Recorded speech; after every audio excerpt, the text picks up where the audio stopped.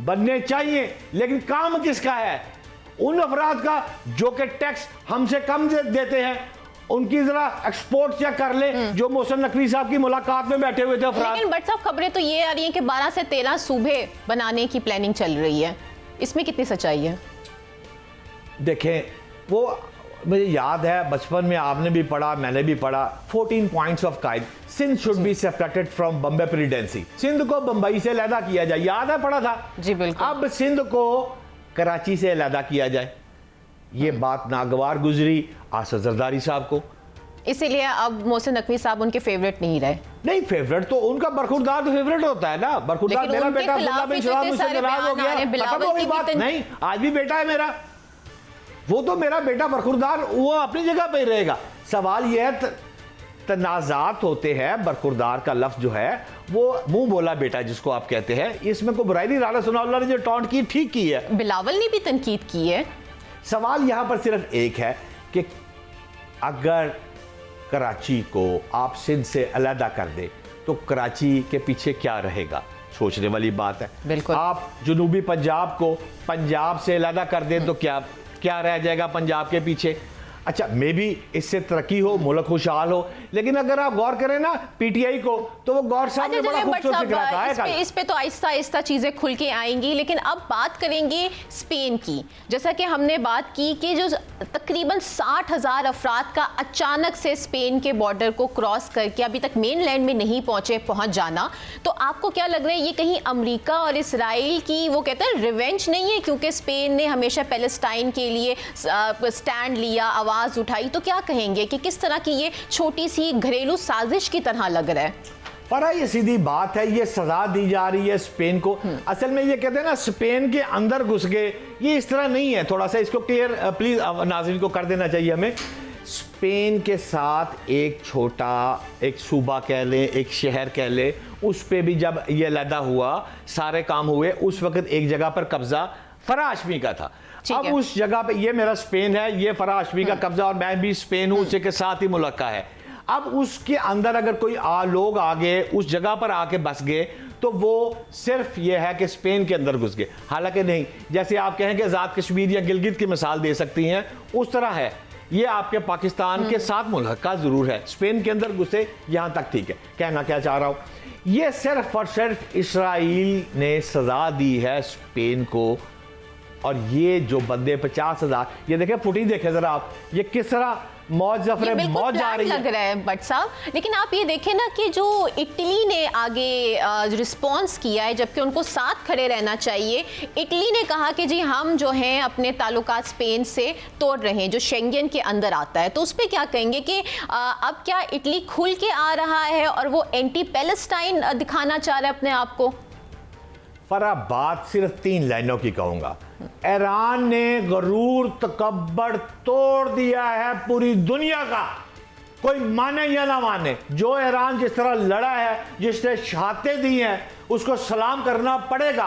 और खुदा की कसम मुझे पाकिस्तान पे भी फख्र है कि मैं एक पाकिस्तानी हूं। जिस तरह पाकिस्तान ने निगोसिएशन की है, अपने भाई ईरान का साथ दिया है, अपनी रेड लाइन सऊदी अरब का साथ दिया है। अमेरिका ने कहा कि जिए जनाब सैयद आसिम मुनीर, जिए सैयद जनाब मोहतरम मोहम्मद शहबाज शरीफ साहब किबला।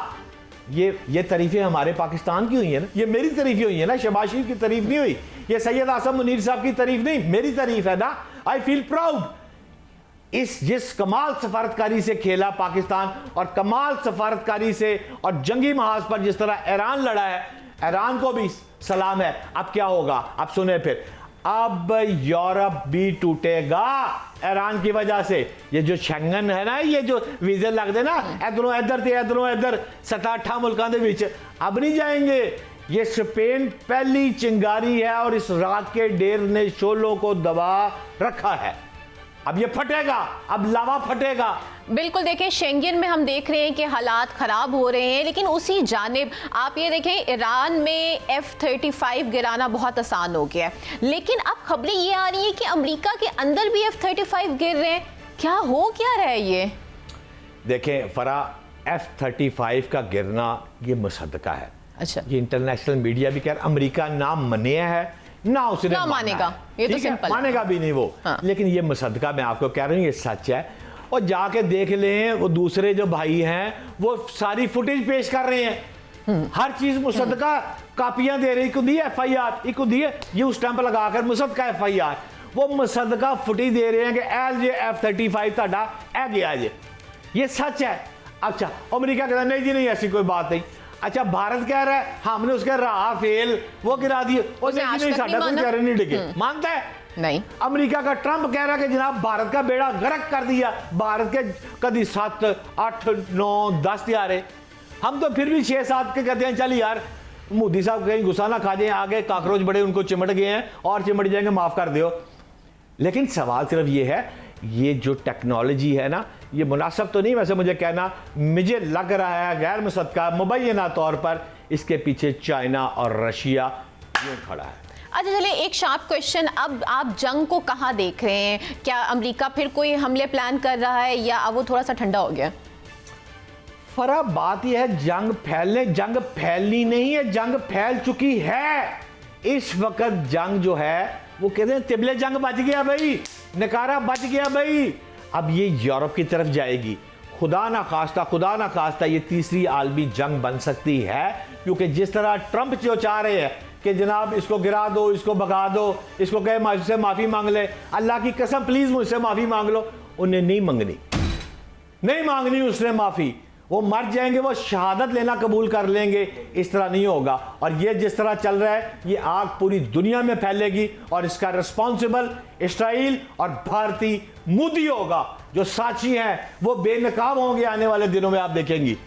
बट साहब लेकिन अब बताएं, अब खतरा ये कि सिविल इंफ्रास्ट्रक्चर पे भी हमले की प्लानिंग हो रही है, तो अगर ये शुरू हो गया तो मिडिल ईस्ट में क्या हालात होने वाले, इससे और ख़राब होंगे? फरा आप ठीक कह रही हैं, मुझे जो लग रहा है कि आने वाले 72 घंटे जो है वो मुझे, अल्लाह माफ़ करे, मुझे बहुत ख़तरनाक लग रहे हैं।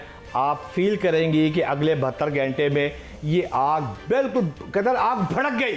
अच्छा। ये आग अब भड़क जाएगी, लेकिन मेरी कोशिश है, मेरी ख्वाहिश है कि पाकिस्तान इसमें अपना किरदार जिस तरह अदा कर रहा है, अल्लाह पाक उसको सिर्फ दुआ कर सकता हूँ कामयाब करे, क्योंकि मेरे पास इंफॉर्मेशन है, मैं आपके प्रोग्राम में ये डिस्कस नहीं करना चाहता।